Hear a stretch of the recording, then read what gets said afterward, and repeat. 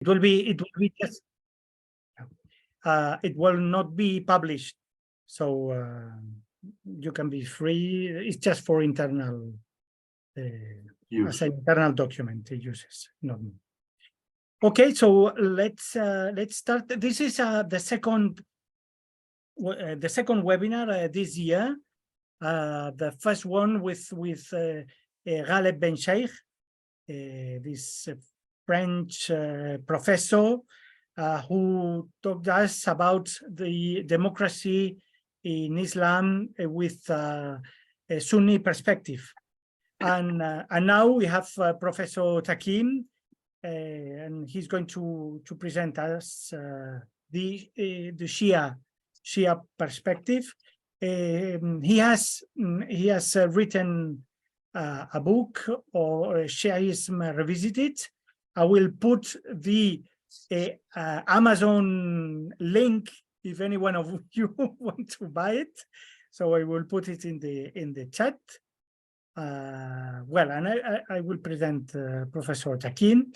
He's a native of Zanzibar, Tanzania.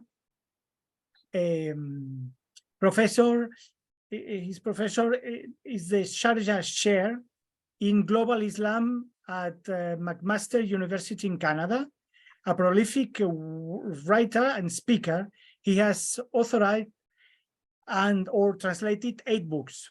He's currently working on his 9th book on Quranic exegesis. He has also written more than 140 scholar works, which has been published in various journals, books, and encyclopedias. Professor Takim's research interests lie in topics such as reformation in Islam, Quranic exegesis, the role of custom in shaping Islamic law, Islam in the Western diaspora, Islamic fundamentalism, Islamic mystical tradition, Islamophobia, the treatment of women in Islam law, and many other topics. His latest book, titled Shi'ism Revisited, Ijtihad and Reformation in Contemporary Times, was published by Oxford University Press in January 2022. Professor Takim has also spoken at more than 120 academic national and international conferences. He has spoken in different parts of the world, ranging from Australia, New Zealand, Singapore, to East Africa, Dubai, and North Africa.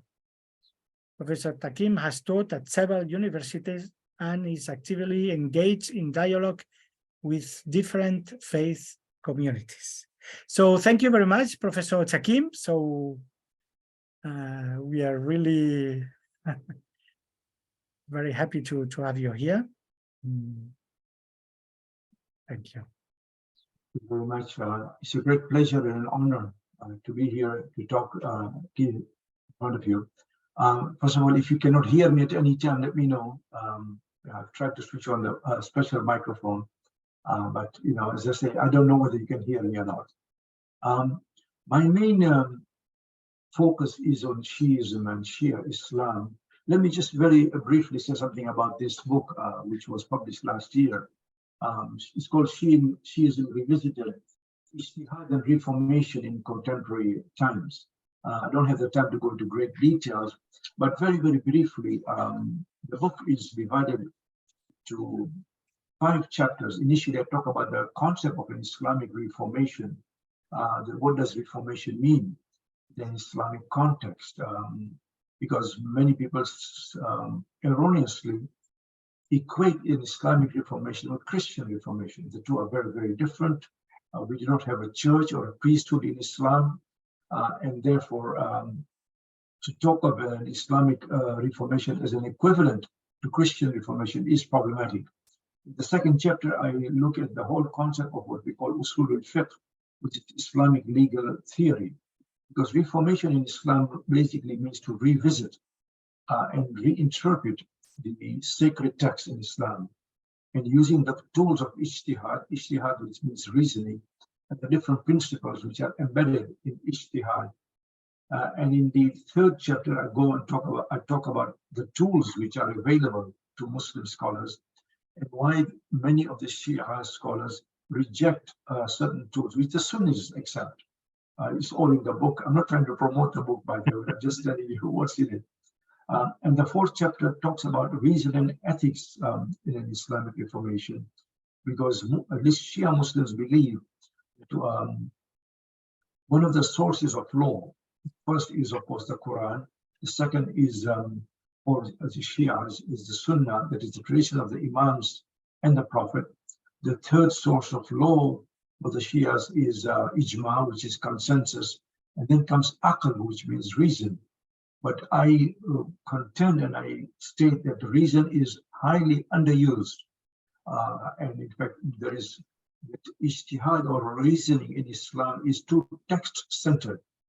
It's more about what the previous scholars and what the Imams and the Prophets say, rather than reinterpreting in modern times. Consequently, what we get because of this rather myopic and narrow vision is some of the rulings which are very unethical, in my view. And I do give various instances. And then I question the whole methodology of Ijtihad and posit a new epistemology of how reformation can occur.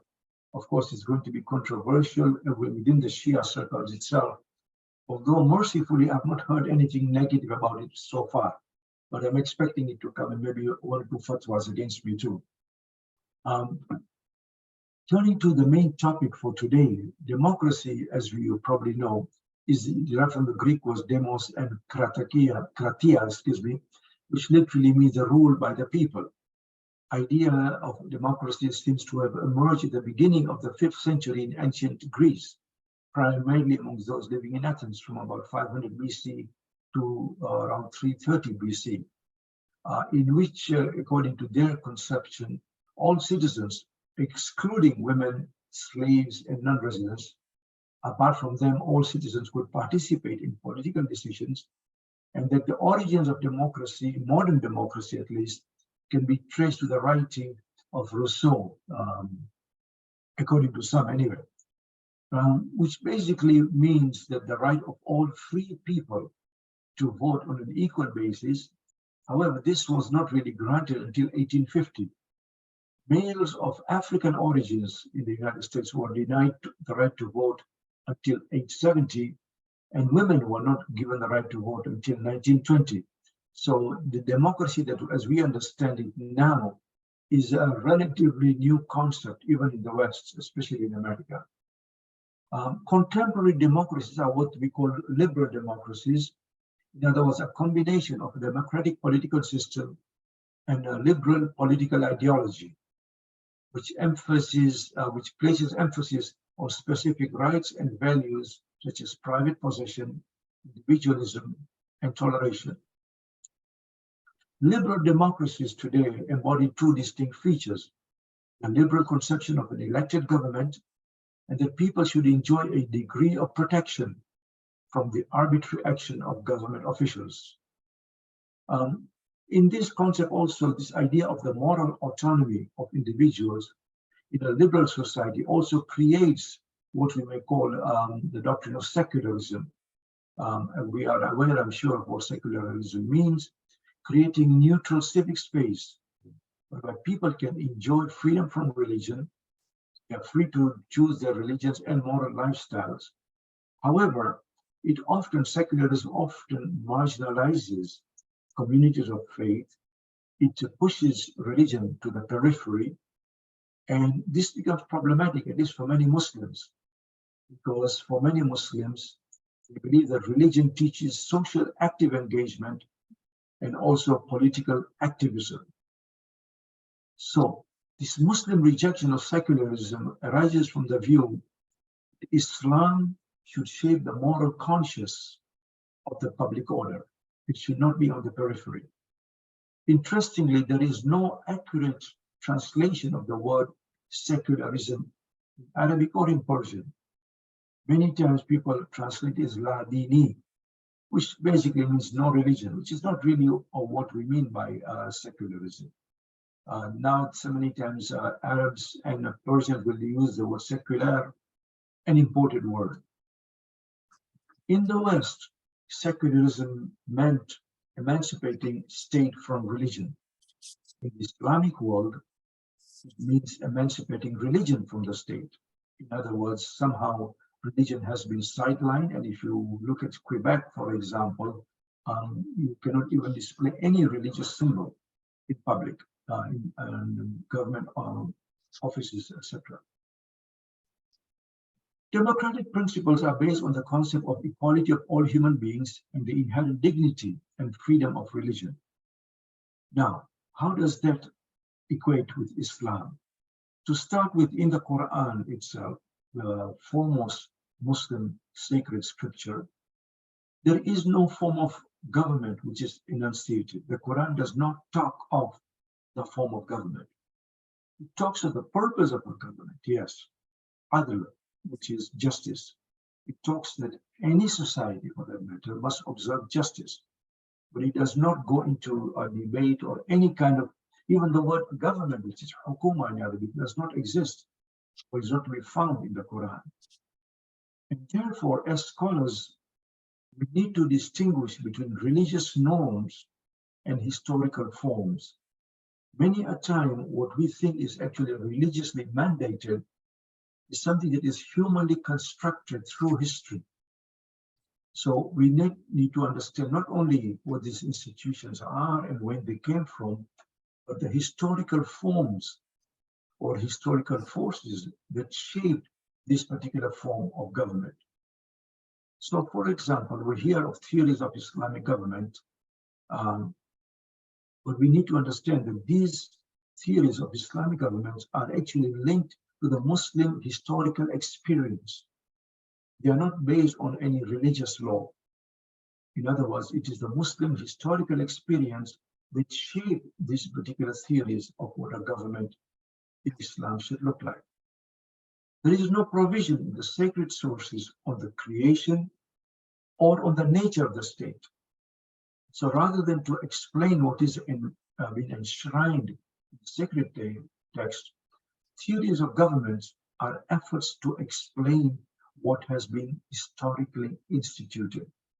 And I think this is an important point for us to bear in mind. These theories of government are not telling us what the sacred sources are telling us. They are basically explaining what has been historically instituted. Based on this, we can develop any form of government based on the needs of the people. In other words, no form of government is sacred. This is my contention. We can have, for example, monarchy, democracy, nomocracy, theocracy, and of course, as I mentioned, even democracy within the Islamic political jurisprudence, as long as the main criteria, that of justice and people's ability to express themselves, are observed. Based on this understanding that even a democratic government can also be an Islamic government. The fusion of religion and politics is a historical construction. So, for example, the concept of the caliphate has no basis in the Quran or in the traditions. The Quran does talk of the Khilafah, but it talks of human beings being the caliphs of God, not any political system. So, in other words, even the Khilafah, the caliphate, is a humanly constructed institution after the Prophet of Islam. We never hear, for example, in any tradition that I have consulted, in which the Prophet Muhammad is supposed to have said, you will have a khilafat after me. This was something the Muslims decided on their own, which suited them best under those particular political circumstances. Now, I've been asked to talk more specifically about Shi'i democracy or democracy in Shi'ism. It's important to draw a distinction between Sunnism and Shi'ism here, because whereas the Sunnis talk of the Khilafah, the Shi'is talk of the Imama. Imama means the imamate. There is a difference between the two. Khilafat is more of a political institution. The Shi'is see Imamate as a religious, theological concept. And because of this, the Shias can accept the power of the Caliph, but not the authority of the Caliph.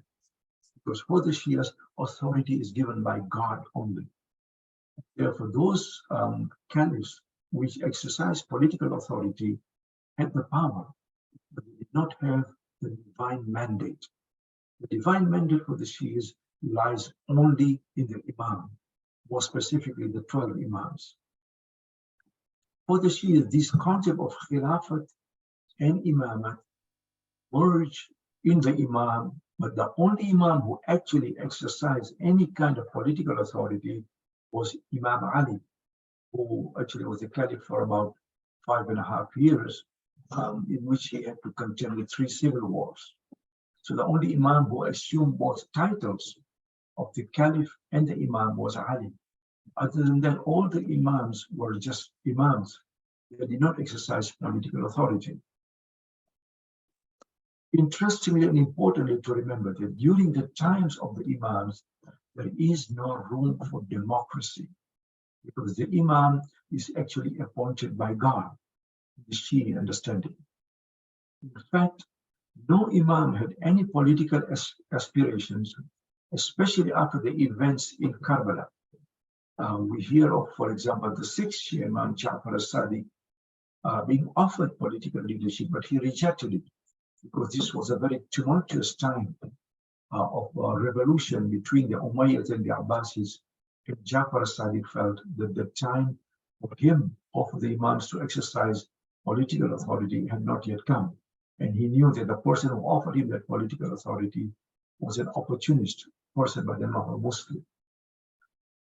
You may well be aware that Shias believe, at least the 12 Shias believe in 12 Imams, starting with Ali. The last one is the Mahdi, the Messiah.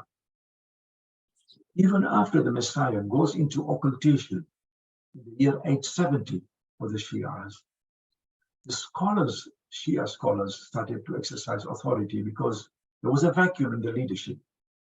And yet the early Shia scholars did not express any kind of political ambitions.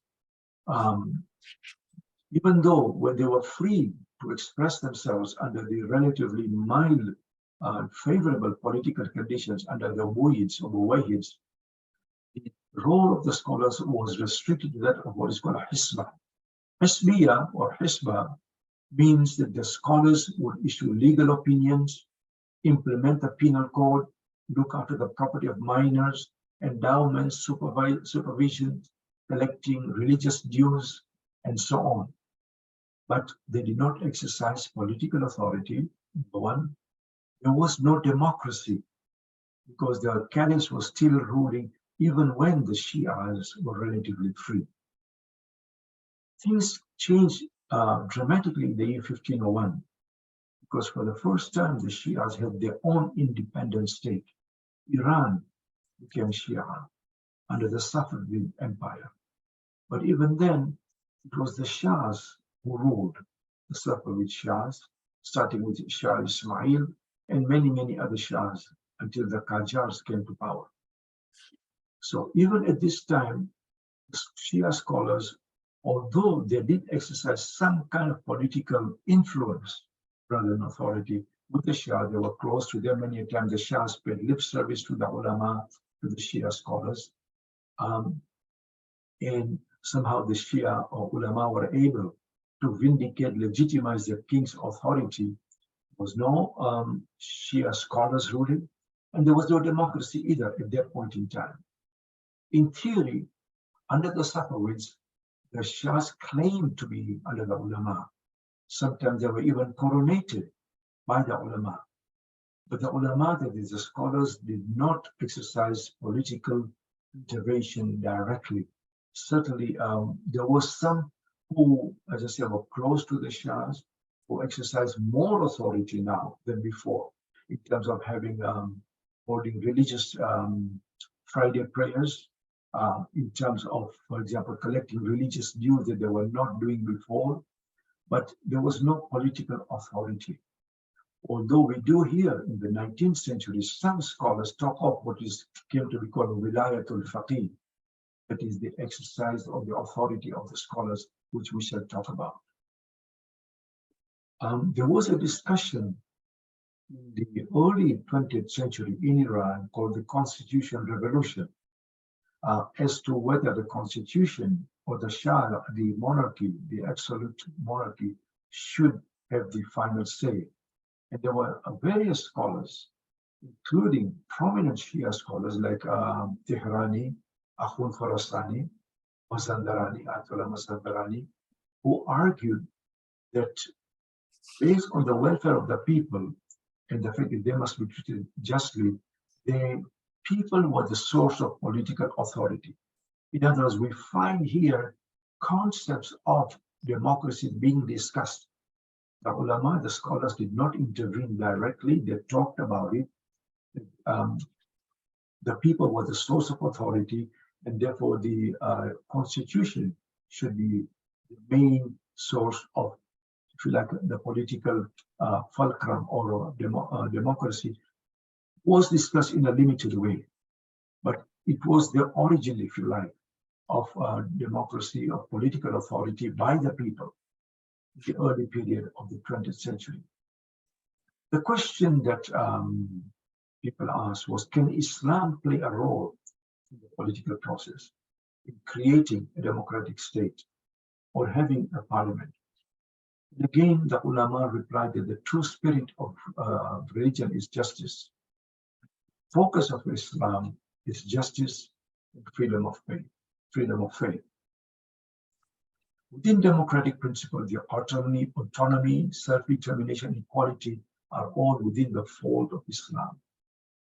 That every human being enjoys the rights and privileges, freedom of conscience, freedom of conscience and freedom of religion are important in a democracy. The ability to worship freely.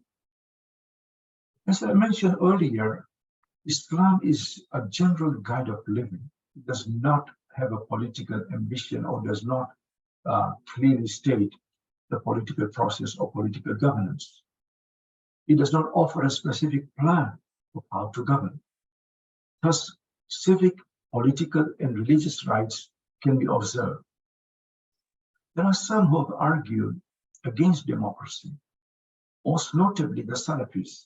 And again, they are Sunni groups. I'm not going to talk on them at length, but basically, them and some Shias argue that freedom of religion means people will have no religion.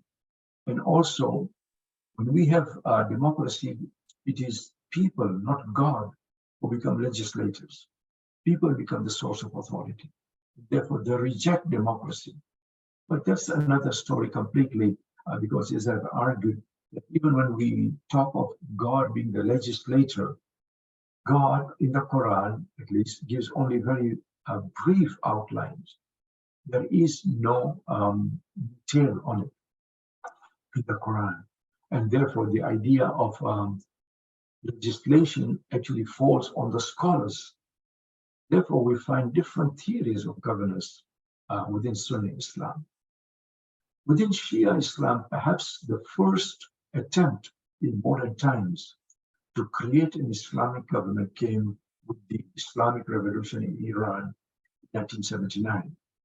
Although the idea of Wilayatul Faqih, that is the authority of the scholars, of the jurists, was kind of very briefly discussed, it was never really put into practice until after the establishment of the Islamic Revolution in Iran. And even then, initially in the first draft of the constitution, there was no mention that the clergy or the scholars would actually exercise political authority.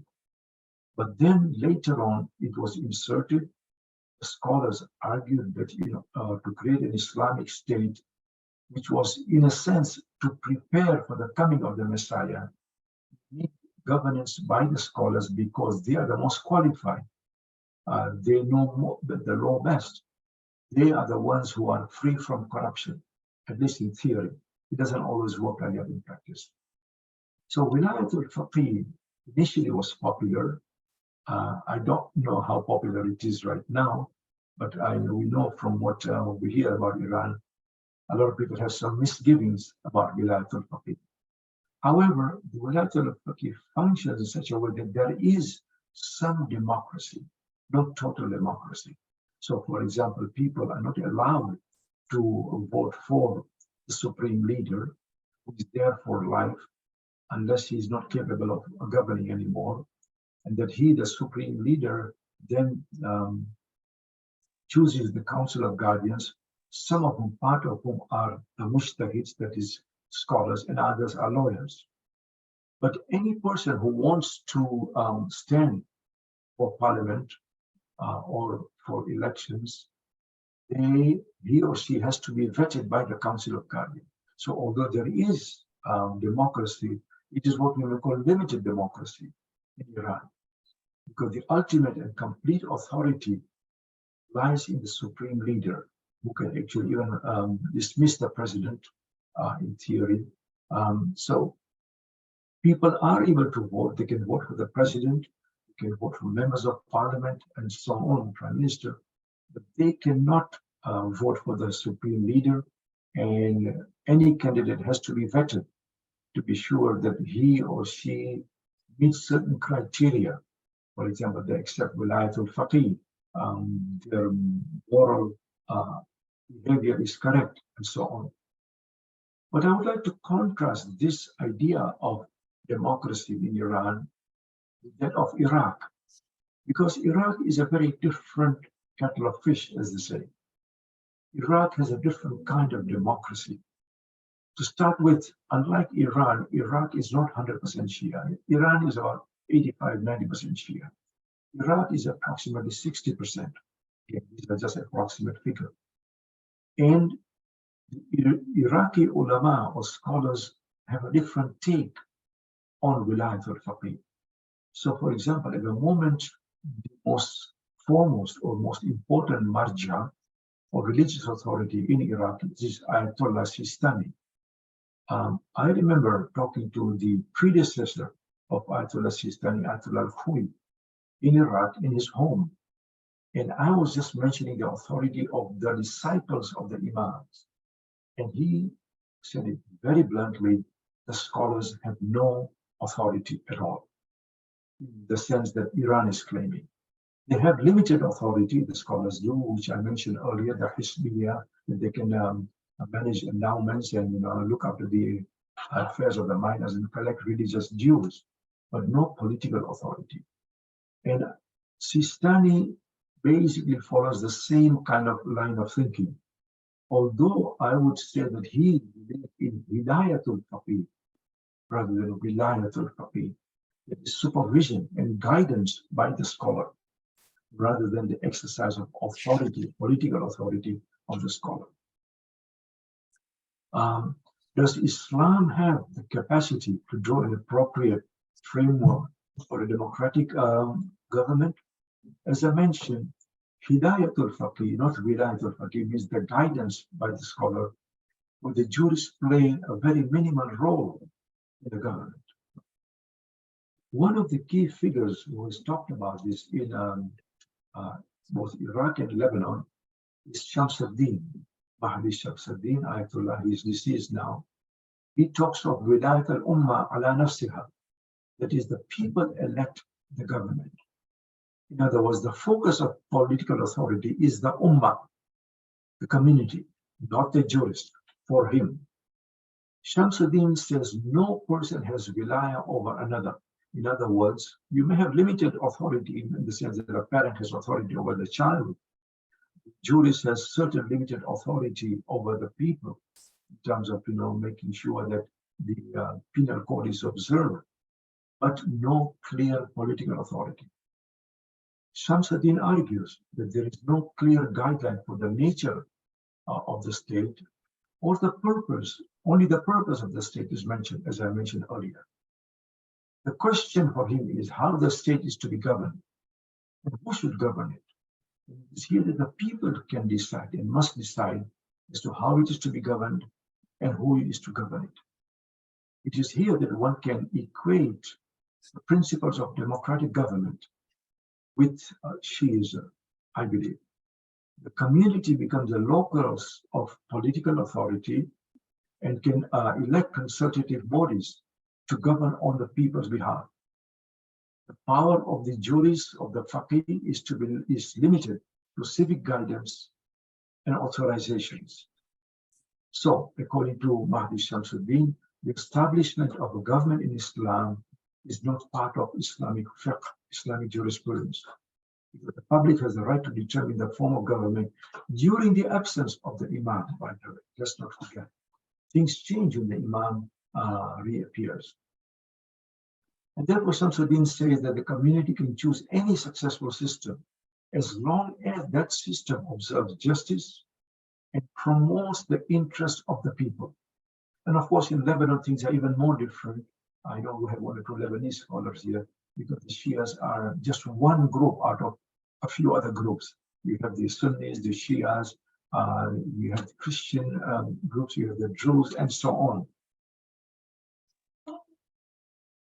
The only criteria that Shamsuddin imposes is that the rulers have a role to play, the scholars, that although there is democracy, that democracy must not infringe or violate the Sharia tenets, the Sharia laws. In other words, as long as the laws of the Sharias are observed, it is the people who will exercise political authority. The leader is to be chosen by a representative assembly rather than a clerical elite.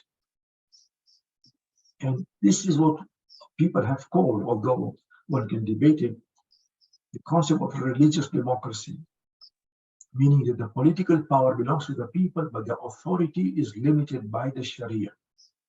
Hence, it is not the people's power to make political decisions that contradict or violate Islamic law and Islamic values. There are others who also talk of the concept of shura. As we know, shura was a pre-Islamic concept. Basically, it means a consultative, it means to consult.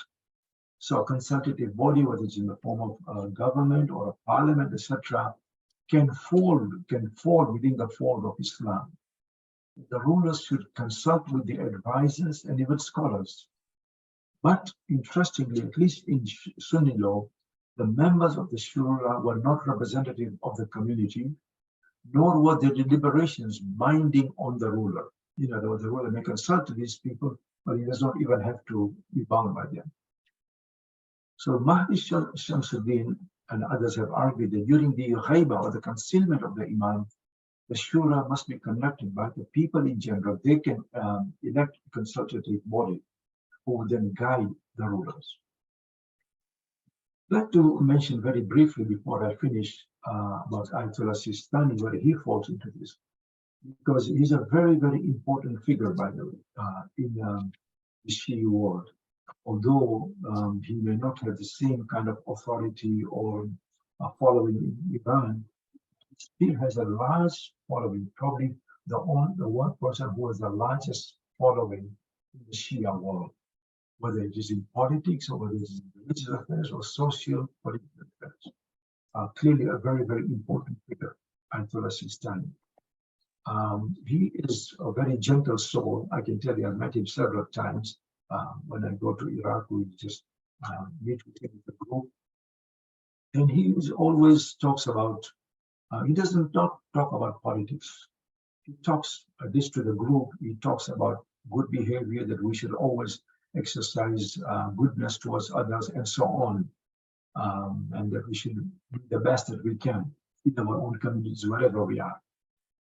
Interestingly, in his first major fatwa, first ruling after the fall of Saddam, he critiqued and criticized the American plan to appoint a committee to draft the Iraqi constitution, because the Americans under Paul Bremer wanted to draft the Iraqi constitution, and Sistani rejected it.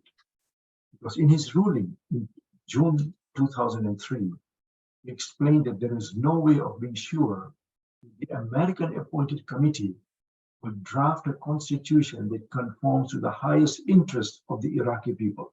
So it's looking at the interest of the Iraqi people, was looking at their national identity. At the same time, that they should also fall within the Islamic mandate, within the values and the laws of Islam.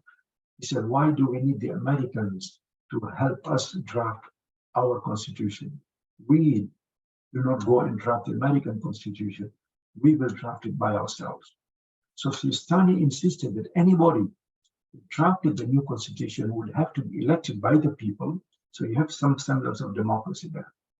And from April 2003 until January 2005, we see a remarkable development in Shia religious and legal thinking about democracy in Iraq. The ideas of election, representation of the people, expression of the national will, and a rule of law are invoked over and over and again by the most prominent religious leaders in Iraq, not only by Sistanis. There are other religious leaders also, like Ishaq Fayyaz, an Afghani religious scholar. Both Sistani and Fayyaz, by the way, were the students of Ayatollah Khoui, who I mentioned earlier, also Bashir Najafi. So we see these scholars do not see any contradiction between democracy and Islam, or if you like, that democracy which is guided by the Sharia, at least the laws are guided by the Sharia. These democratic conventions, of course, have an immediate context, and I will finish with the next few minutes, please. They give the religious establishment a means to ensure that the Shia majority in Iraq gains its political voice after decades of severe repression by the Saddam regime. So basically the Shia religious establishment was trying to give the majority of the Iraqis their own voice. And if you have recalled, Sistani actually urged and encouraged people to vote, saying that you should vote and you should select the best candidate. Ironically, by the way, this is just for an FYI, in the United States, but in Canada, and in the West in general, before the events of 9/11, Muslims in general were told that it is haram, forbidden to vote in America or in Canada. Why? Because they are a kafir state. They are non-Muslim state. After the events of 9/11, when the Muslims realized that the only way that they can shape and change the policies in the West is by being actively involved in the West, what was forbidden became wajib. In other words, now you were told that you must vote, even in America, in order to change American or Canadian or Western policies. So to some of them, the vision of the religious elite in Iraq especially involved a conception of dual sovereignty, whereby the clerical authority provided a kind of a general guidance against those who were irresponsible or did not behave properly within the political field. Sistani argued that the draft constitution should be submitted to a national referendum. So you can tell very clearly he is very concerned about democracy. This constitution, a draft constitution, should not be imposed, but should go for a national referendum. And he advised the government on referendums and constitutional matters. Sistani himself was involved in many issues. But again, as I explained, we have to understand. So for example, when there was tension, if you recall, because of Muqtada Sadr, radical militia, to the extent they even threatened Sistani, Sistani intervened to cool down the tension. He also, and he told me himself, that we, that is Shias, must not call the Sunnis our brothers. We should call them ourselves. You know, they're closer than our own brothers. And he told me that when, if you recall, on February 22nd, 2006, I remember February 22nd very well because it's my birthday. Seriously, on February 22nd, 2006, the Golden Dome in Samarra was demolished by ISIL. And the Shias were seething, they wanted revenge. And Sistani argued against them. Even when Shias were attacked by ISIL, ISIL deliberately targeted Shias because they wanted to create a warfare between Shias and Sunnis in Iraq. Sistani said, no, I told them we will not do that.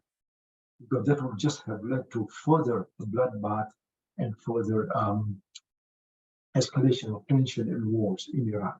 So the point I'm trying to make is Sistani has played a role. I'm not saying he has not played a role, but more of a guidance and generally trying to calm down any tensions. rather than direct involvement in politics. So government legitimacy then is derived from two sources. One is the seal of approval, if you like, by the Grand Ayatollahs in Najaf in Iraq. And secondly is the approval or agreement of the people through a general election. Thank you very much. I appreciate you being so patient.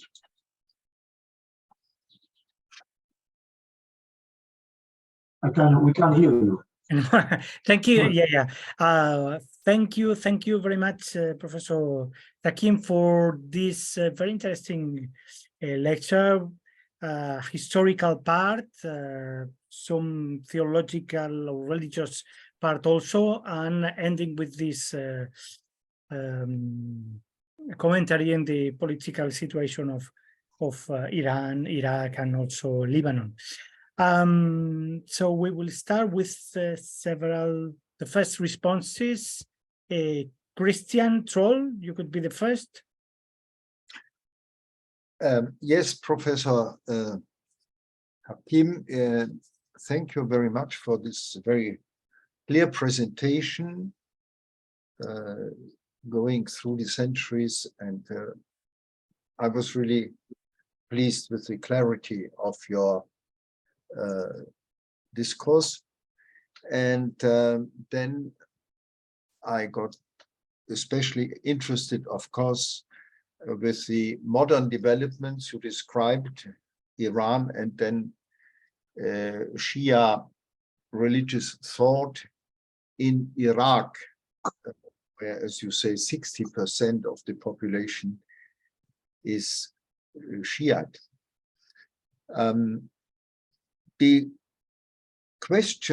main question I have, and this is my main question also to my own Catholic community always, how do we organize our Catholic life in what we call pluralistic society, in a society where not only there are different religious groups living together, but in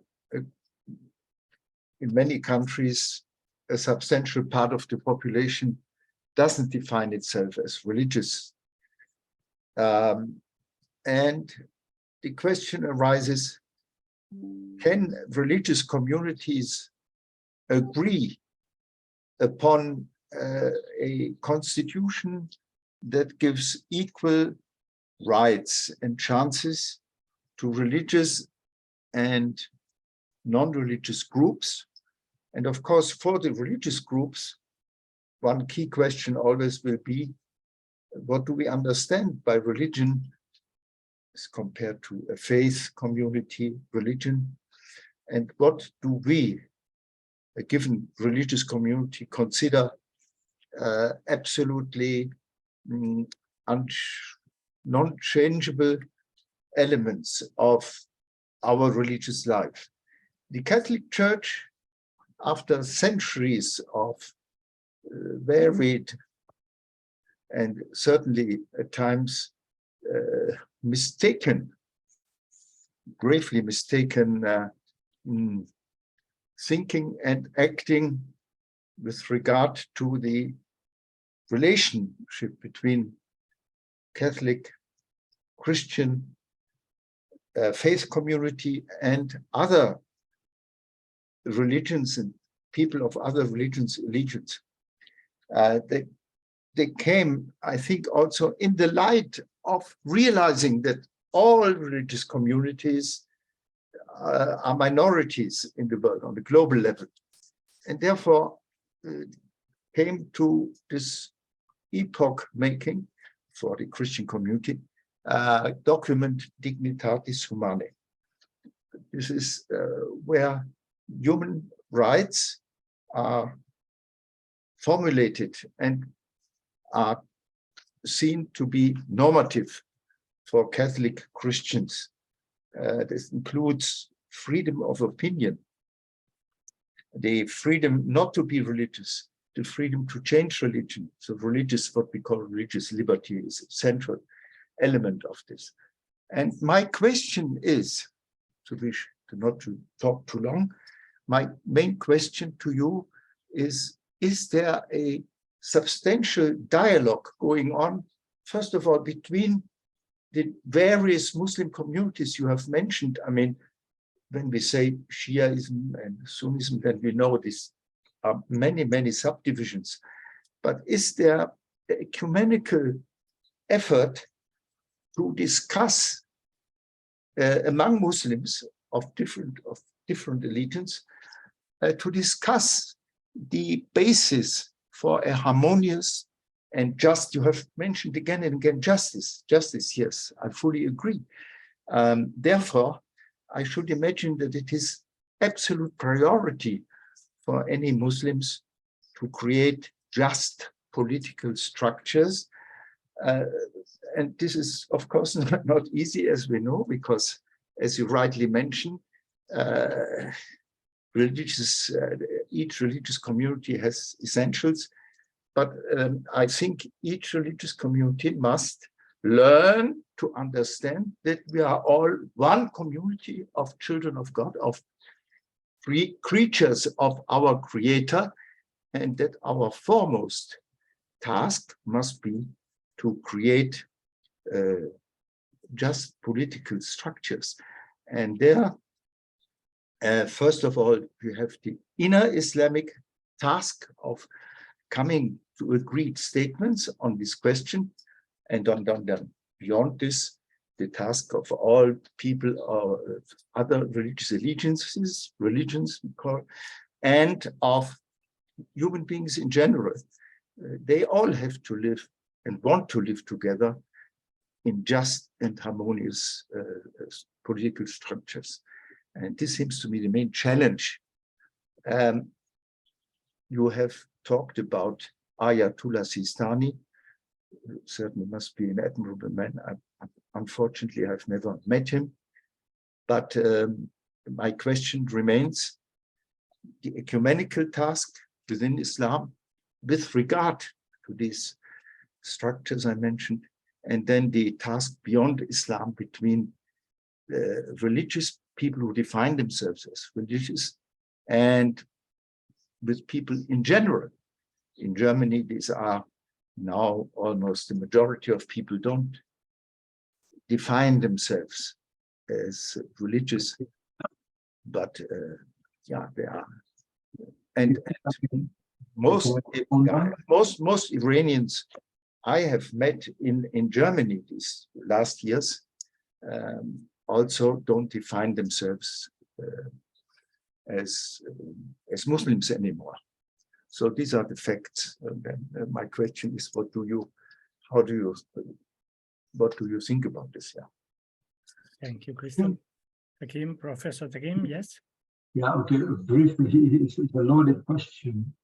I think we also, first of all, have to distinguish between a pluralistic society in the West, where Muslims are a minority, or in Islamic lands, where Muslims are the majority. When it comes to the West, especially places like Canada, America, Europe, etc., Muslims are not required to or able to exercise the Sharia at a social level. You know, Muslims can pray, fast, etc., at a personal level, but they cannot and are not allowed to even impose their idea of the Sharia on others. In other words, the idea of the penal code, Islamic penal code, or somebody who drinks alcohol, etc., are clearly not applicable there. So, in fact, not only Ayatollah Sistani, but others have said that Muslims must abide by the law of the land where they live. So they cannot cheat, for example, they cannot impose their views on others, and they have to abide by the laws of wherever they live, whatever the restrictions are. But that is when it comes to living in the West. But I think more realistic and more importantly is a pluralistic society where Muslims are in the majority. For example, Iraq, Iran, in the Middle East in general. And I think here we need to realize that Islamic law itself was formulated, Sharia I'm talking of, by scholars in a particular context. Many a time that we don't lose, if we don't keep track of the context, And the laws may seem very archaic and even they're demonizing to others. And they are, because a lot of these laws were formulated. I'm talking of the political laws of how to treat minorities, for example, of how Muslims should treat minorities. They were in a particular context of Muslim hegemony. In other words, Muslims, empires which tried to show the preponderance or the superiority of Islam. And I'm being very honest and frank with you. So, for example, in the law books in the medieval centuries, they say that, you know, a Christian who comes to pay the jizya, for example, to pay the tax, should be hit on the neck, for example. Or a Jew or a Christian cannot ride a horse on a saddle, or Muslim cannot clean a Jewish toilet. All these kind of very archaic law, which were, I will admit very clearly that they are discriminatory as we look upon it now. And I'm sure that you'll find that a lot of Christian laws in the medieval centuries appear way, way outdated to us. So there is now a more dialogue going on within Muslim circles. And the country where there's a lot of discussion going on is, believe it or not, in Iran, within the scholarly circles, which are questioning this. Hence my book called Shi'ism Revisited. A lot of the laws regarding minorities, of how to create a pluralistic society so that others are treated based on just inequality. I argue, and quite a few scholars agree with me, that we need to reconceptualize many of the laws, especially when it comes to minorities, especially when it comes to women also, because these laws were formulated not by God, not even by the Prophet, but in a particular socio-political, historical context. And when the context changes, the laws need to change to reflect it. So, for example, in Iran today, they do not observe the same kind of laws that were observed in the past. I'll give you one example. The concept of diya means blood money. That is, if somebody, according to the traditional law, if a non-Muslim was to kill a Muslim, he would have to be killed, or the diya would be $100, for example, blood money. But if a Muslim was to kill the non-Muslim, the law would be $12, 12%. If a man was to kill a woman, not saying that we should go around killing, I'm just giving you the hypothetical example, the diya was $50. In other words, they fixed the diya based on the value of a human being. Iran has done away with all of that. So, no, everybody's to be treated equal. Now, this is just one example. And I'm not saying that Iran is a perfect model. I'm not saying that at all. But I'm saying that there are changes and laws being contemplated. And there is what we call an intellectual struggle within the seminaries by those who are called reform scholars and those who are more traditionally minded. This is a process that will take some time, by the way. I'm not saying that this pluralistic society, which I certainly advocate for, is going to come about overnight. This idea, even this idea of freedom of conscience now, until fairly recently, if a person left Islam, apostasy, he, according to traditional law, would be killed. Now, a lot of scholars say no, he should not be killed. After all, as long as he does not endanger the state, the Islamic polity, he or she is free to choose a religion because there is no compulsion in religion. So I hope that I've answered your question in the sense that I cannot say that categorically everything is nice and dandy and we have a pluralistic society based on justice. That would be, I think I'd be lying to you if I did that. What I'm saying is that the discussion is certainly there, the dialogue is there in many circles. Thank you. Now we can go to the second response.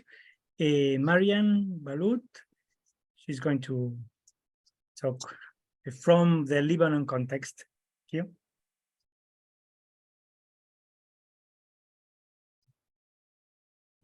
We cannot hear you. She's muted. Can't hear me? Yes, no, yes. Sorry.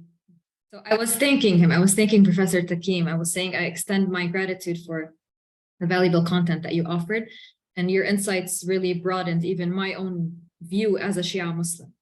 So what I wanted to say in general, even the topic of Islam and democracy, which is, I mean, we've been doing these webinars. This is the second one. The first one was for Sunni Islam. The second one is for Shia Islam. So this topic is really significant in the sense that it's really important for us to know the relationship between politics and religion, especially from the Islamic view, because it's completely different from the Christian view. And now some might say that the moment that religion gets involved in politics, it's no longer sacred. And there's going to be a lot of chaos, you know? That's one of the opinions that are said. Now, the general Islamic view speaks of the fact that, yes, religion and politics can be parallel together. And they don't contradict each other at all. That's the general Islamic view. But speaking of that opinion that religion and politics don't go together, I remembered what Niccolo Machiavelli said, the Italian philosopher, when he says that politics is by nature immoral. So you can't be a good moral Christian and be involved in politics. That's his view. So someone might say the same thing about Islam. You can't be someone who's religious, who's moral, and you're involved in politics. And that's why they use the same thing when they speak of Iran. We all know the propaganda against Iran and what's happening. I certainly see certain fabrication in the news where sometimes it's demonized. And how they portray it as a dictatorship. And those scholars who are supposedly religious, but how can they be religious and working in politics at the same time? So there's this view towards Iran, which I am against. I don't see Iran in this way. And they also view the concept of Wilayat Faqih as also being corrupt, because they say if you claim that you are, like from the authority of God, and yet you are being a corrupt state. So how does that work? Although in the Shia sense, we don't, like Shias don't view the wali faqih, the jurist, the supreme leader, or anyone who is in his place. We don't see him as someone who is infallible. He's not infallible because he's not the imam. It's just the continuation of the imam in the sense that he has part of the role of the imam, but he's never infallible. So there can always be mistakes. And that's the problem. Maybe some view Iran as an Islamic state as if it's claiming to be infallible, and yet any mistake that happens, oh, look what Iran is doing. So I just wanted to mention that because in Lebanon, speaking of a Shia political movement, we have mainly two Shia political parties, the Amal movement and Hezbollah. Now, Hezbollah is more known. And there is a relationship with Hezbollah, meaning they pledge allegiance to the Wali Faqih. Now, it is misunderstood by certain people in Lebanon, especially those who are against the resistance. They probably view that, well, Hezbollah completely pledges allegiance to the Wali Faqih to a point where they don't care about their country anymore, and they want the Wali to govern Lebanon. They want an Islamic state in Lebanon. But that's not the case. That's a misconception of Wilayat Faqih. Wali Faqih, although we do say that he governs the Islamic Ummah, it does not mean that he governs all the Muslims or all the Shia Muslims in every single country they are in. They are free to do whatever they want in their own country. It's just a matter of consultation and other things. I just wanted to add to this point, unless you have something to comment. I wanted to ask the final question, because when I mentioned religion and politics, do you believe that religion and politics cannot go together? At least if we want to speak here in the Shia view, because many say that, well, we as Shias, we don't need to do the concept of Wilayat Faqih. We don't need to have an Islamic state as long as the Imam is not here. If the Imam is not here, we are not infallible. We cannot merge religion and politics together. So let's wait for the Imam so we could have that Islamic state. So now, if the Imam is not here, we can't do it. So what do you think of those who have this view? I think that there is a big debate going on. As you know, Iran claims to be a theocratic state that is ruling on behalf of God by the jurists, but it's not. I mean, even the Iranians themselves will say it's not a perfect state. There are things going on which can be different, shall we say, just putting it mildly. You know, a lot of things going on there when it comes to the politics, when it comes to democracy, people's rights to express themselves, and so on. The problem that I have is that when you have all these things happening in a religious state, people start doubting not only the politics, the system, but also the religion itself. How can a religious system allow such things to occur? Okay, and there are various stories. You know, I mean, I love Iran as a country. I do not agree with everything that's happening there. I'm sure a lot of people do not.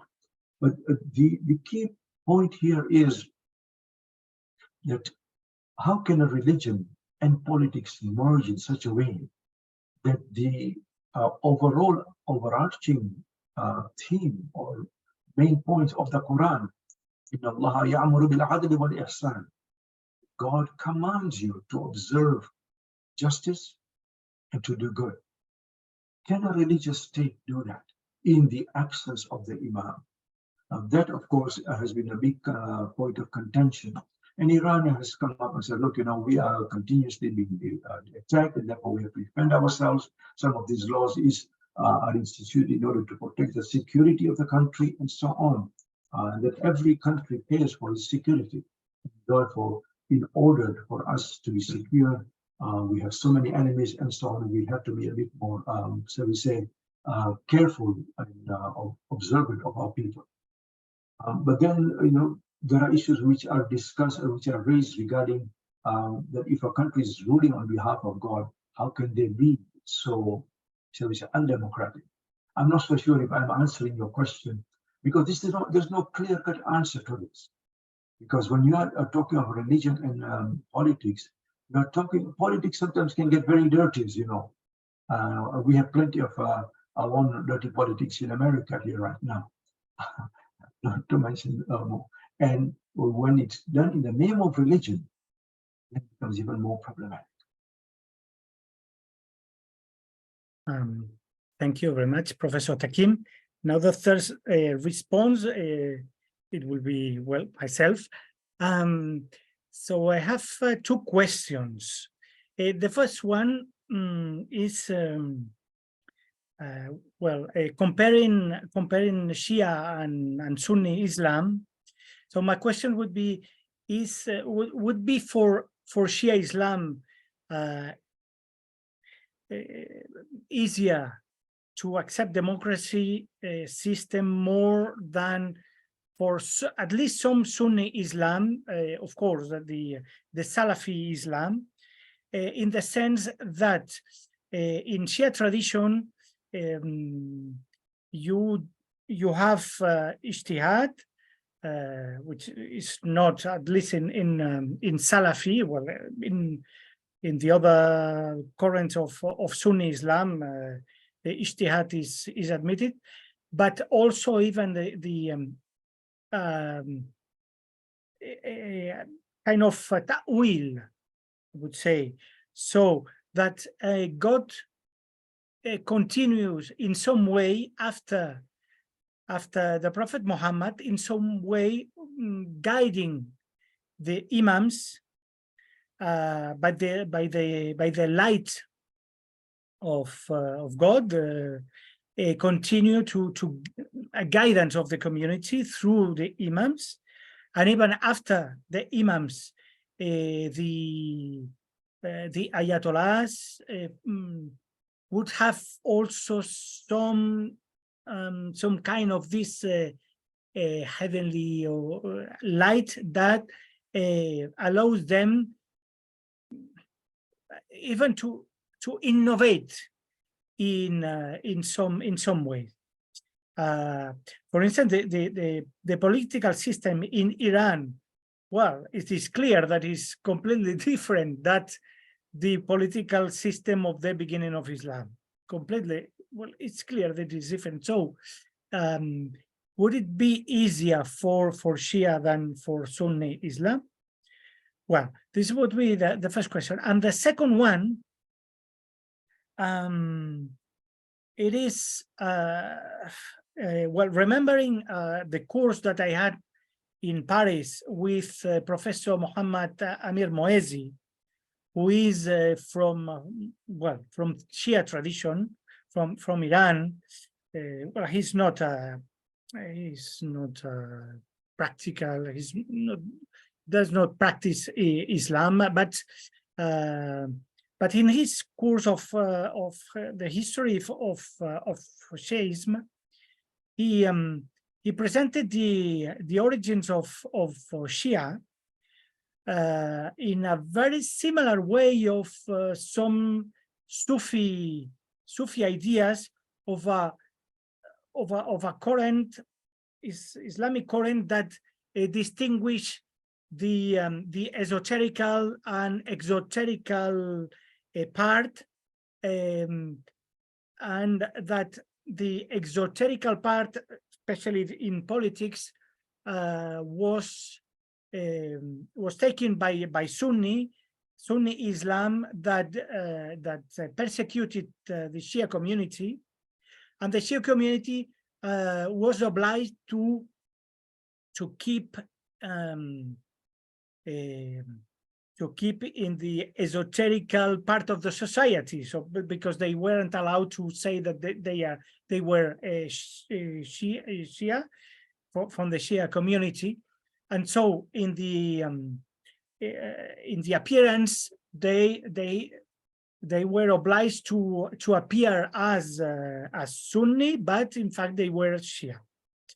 And well, this professor used to say that in some Shia tradition at the beginning, it was forbidden to participate in politics, but not, in fact, not just because politics were led by Sunni, but also in a sense that in some way the appearance, the Zahir part, the appearance in some way is mixed with sin.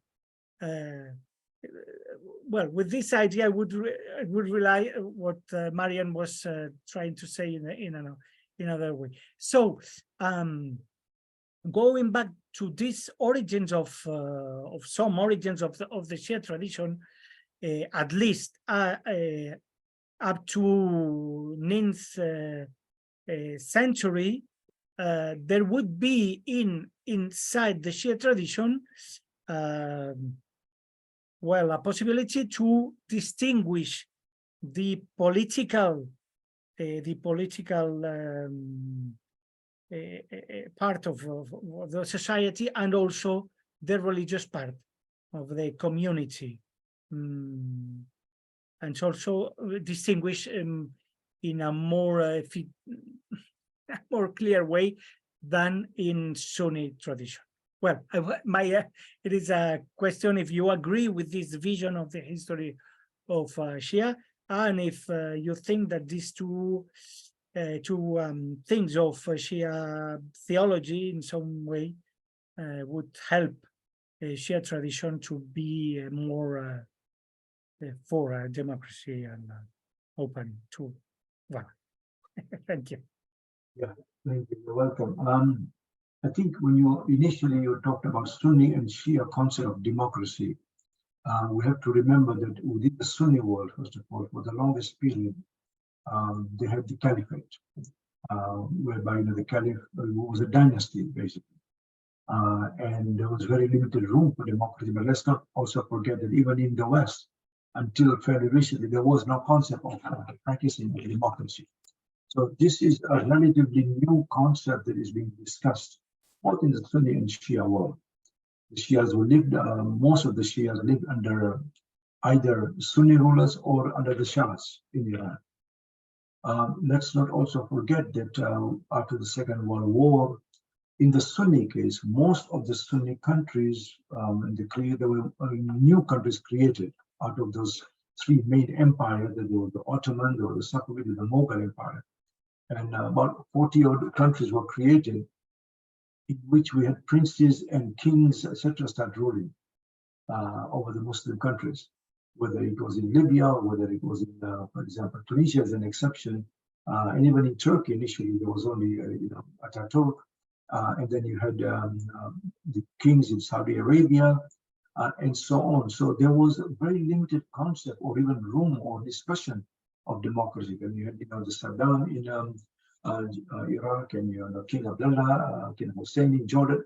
The point I'm trying to drive at was very, because of the people or the powers that came into power in most Muslim countries, there was very limited discussion on democracy. Now, some of these countries have gone through the Spring Revolution, for example. They've gone through changes in the political system, whereby Saddam has fallen, Mubarak has fallen, and what has actually gone replace them?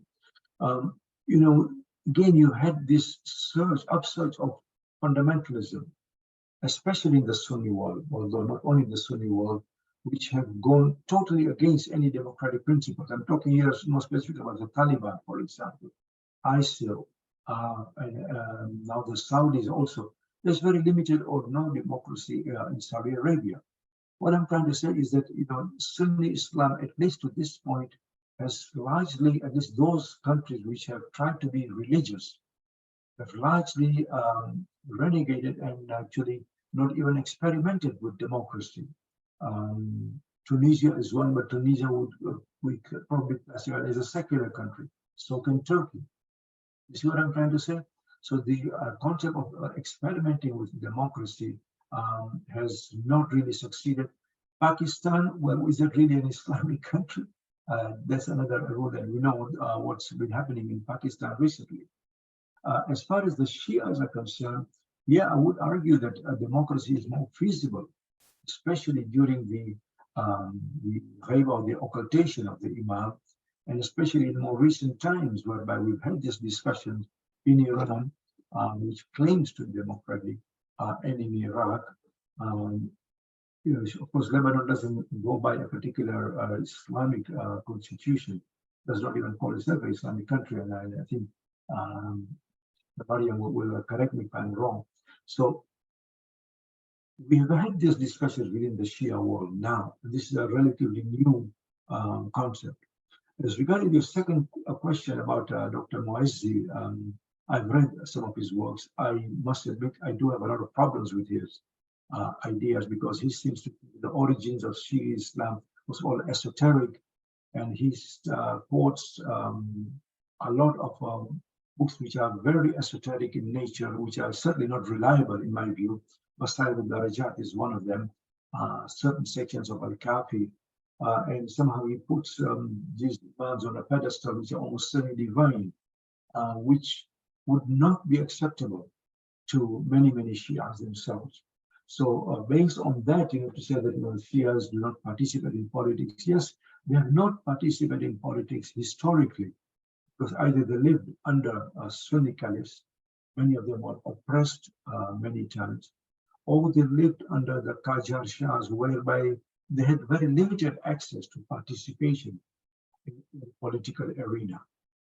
That's all I can say. But now, as I mentioned, we have more realm or more freedom to participate in the political system, especially in Iraq, in Iran also,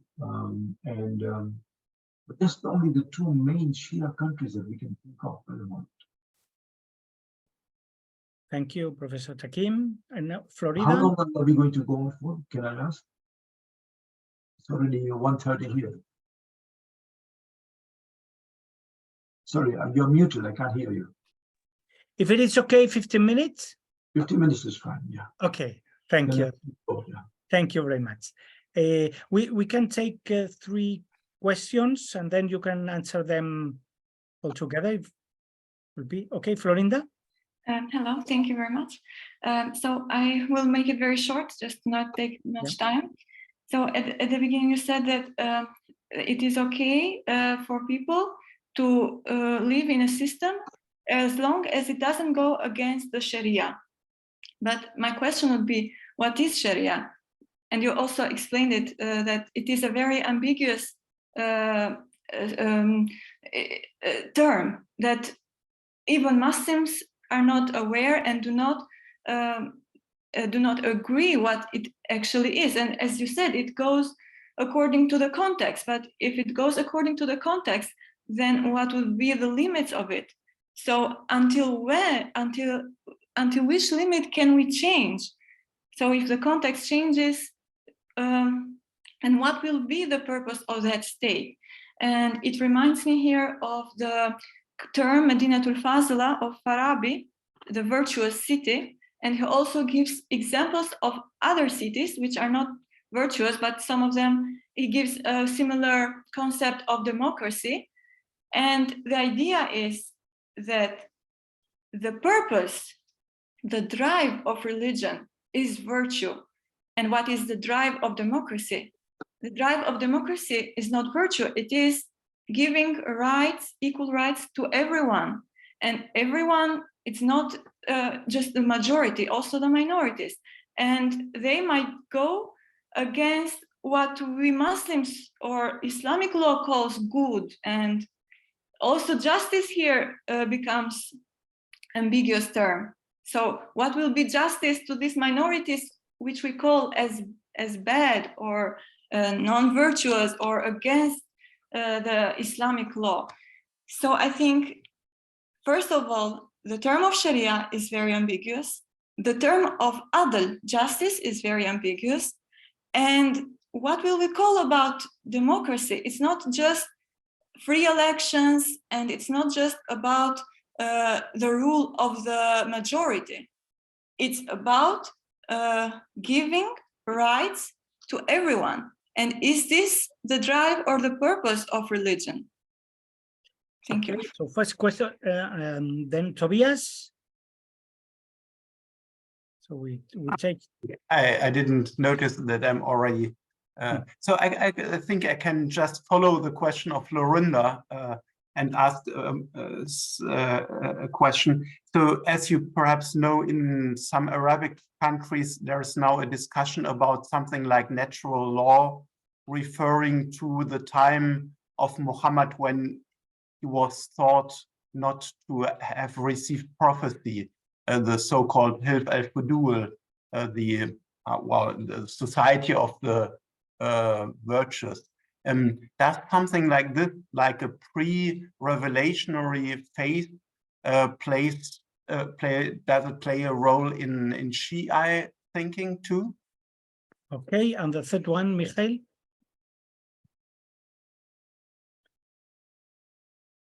Yeah, you are on mute.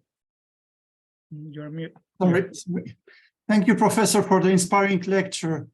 My question concerns smaller religions which are politically connected to Shia, so Druze and Alawi. So I spent some time in Jeremiah in Syria, and they didn't fight during the war. It is a Druze area, mainly Druze area, and it's created a space for others, for the refugees, a safe space. So would it be any tendency among those smaller religions associated politically with Shia that one of them are more considered to be more democratic, or in another, they can represent another approach clearly distinguished from Shia? What do you think? What is your opinion? Thank you. Sorry, I'm not quite sure if I understand your question. That, I mean, you talk of the Druze and Alawis not participating in war, correct? Now, Yes, yes. So it was my observation that they didn't Druze, they didn't fight during the war. And so in Syria, so it would be for me a kind of democratic approach as well. I mean, it's looking for peace, some kind of balance. So can we say, for example, that Druze, in some way, even if they are connected to Shia politically, they might be considered more democratic or not? Thank you. Shall I go ahead and answer these questions? Yeah, thank you. Okay. First of all, for Lorinda. Yeah. I did not say that I believe that they must live under Sharia guidelines, democracy within. I said this is what the scholars are saying, just to clarify on that. This is, I think, part of the challenge today. My understanding is that we cannot really apply Sharia in today's world unless and until we go and revisit it. This is the whole basis of my book. Because as I mentioned earlier, the Sharia was formulated in a particular context, in a particular point in time. Many of the laws have become problematic. And therefore, the Sharia is, let's call a spade, discriminatory, as it was formulated at a time of warfare of Muslim ascendancy. If we were to apply those laws today, it will be highly problematic. Therefore, we need to go over and especially regarding women. And I think that countries like Iran has tried to address that. So, for example, the Sharia allows child marriages. Iran has suddenly put a limit and said, no, I think it is 16 or 18. No child under that age can get married. I think it's 18. Issues regarding slavery, for example, the Sharia allows slavery, and Iran, at least outwardly, politically, has said slavery is banned. Although some scholars say it is okay because what God has allowed, we cannot ban. But that's a different story completely. So I think that the question is valid as to what is Sharia and in whose view is the Sharia. And that's where I think that we need a kind of a scholarly consensus of the revisions required within the Sharia. And there is a concept which might be problematic, I don't know, to apply as to what is justice. Who defines justice? And who says what is just, what is not? The concept that is used frequently is what is called siratul uqala, meaning the customs or the views of those who are people of sound mind, intelligent people. In other words, what is the commonly acknowledged idea of justice in your particular time? Now, a commonly accepted idea or value is going to vary according to times, according even to different cultures. Some cultures will say, this is okay, others will say, no, it's not. A long time ago for us, something was okay, now we say it's not. So what we need to do is perhaps apply the Sirat al-Uqala in our own time, that which is considered just and proper by people in our own time. In today's world, clearly it would be equality, equal treatment for all people, including minorities. Now that may be more of a theoretical and a practical thing, maybe even utopian, but I believe that this is the only way that we can go forward. Yes, they're talking of what the Sharia says, but it's a very valid question as to what Sharia are we talking about and who's Sharia. And we need to perhaps certainly tweak a lot of laws, not just a few, especially when it comes to women and minorities, in order to have a law which is fair and just in our own system, in our own time. The second question was about natural law in Shi'a Islam. To be very honest, I have not really seen much discussion on it. Maybe my mentor has talked about it, Professor Abdulaziz Sachedina, in his books, in some of his books regarding natural law within Islam, the idea of applying laws which were natural or which were pre-Islamic laws or pre-Islamic values. But I should also mention here, maybe it is pertinent, maybe it's not, that a lot of laws, social laws I'm talking of, in Islam today are actually pre-Islamic laws. In other words, Islam adopted them and may have tweaked them a little bit, but they are laws which we're talking of social customs and laws. Laws on marriage, for example, agriculture, business transaction. Islam did not just come and create a new set of laws. It borrowed and accepted that as long as they did not violate the ethical norms. And I think that this would also tie in with the previous idea of Sharia. Sharia would get which is ethical. Who defines ethical? The Sirah of Uqala. That is the common understanding of what is ethical or right or wrong.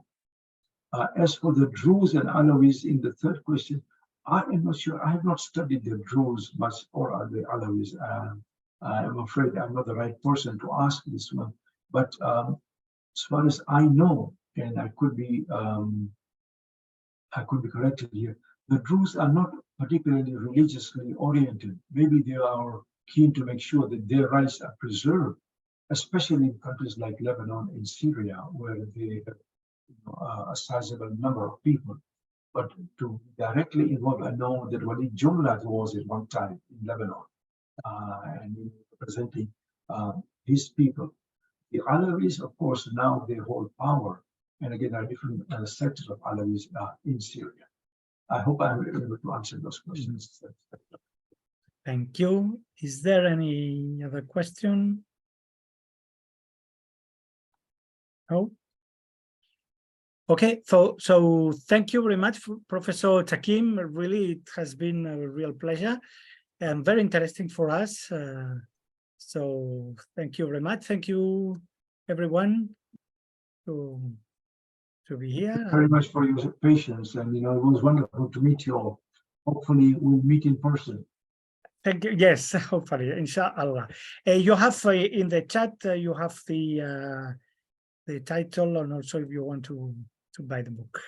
Thank you very much, and we look forward to read your next book, because it will be, I think, very, very, very interesting to go deep in all those ancient Quranic tafsir in Shia tradition. So thank you. Okay. Bye.